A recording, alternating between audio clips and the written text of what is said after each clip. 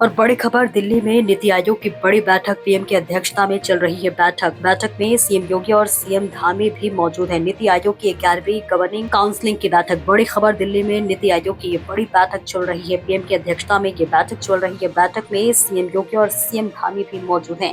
नीति आयोग की 11वीं governing council की ये बैठक है। प्रधानमंत्री नरेंद्र मोदी की अध्यक्षता में नीति आयोग की गवर्निंग काउंसिलिंग की 11वीं बैठक शुरू हो गई।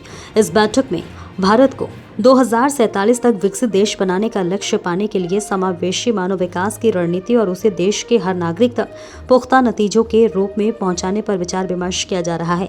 इस वर्ष की बैठक में विभिन्न राज्यों के मुख्यमंत्री और केंद्र शासित प्रदेशों के उपराज्यपाल शामिल हुए हैं। बैठक में समावेशी मानव विकास रूपरेखा पर चर्चा हो रही है। नीति आयोग द्वारा जारी किए गए बयान के अनुसार इस वर्ष की बैठक का विषय विकसित भारत 2047 के लिए समावेशी मानव विकास है। इसका उद्देश्य उम्र, क्षेत्र, लिंग और सामाजिक आर्थिक पृष्ठभूमि की परवाह किए बिना प्रत्येक भारतीय के कल्याण और विकास को सुनिश्चित करना है।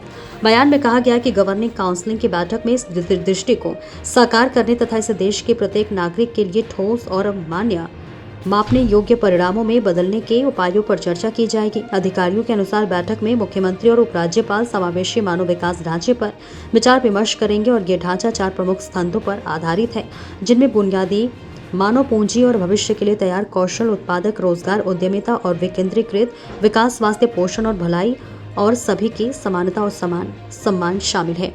बैठक में उद्यमिता को बढ़ावा देने, कौशल विकास को मजबूत बनाने और देश भर में टिकाऊ रोजगार के अवसर सृजित करने के उपायों पर चर्चा हुई।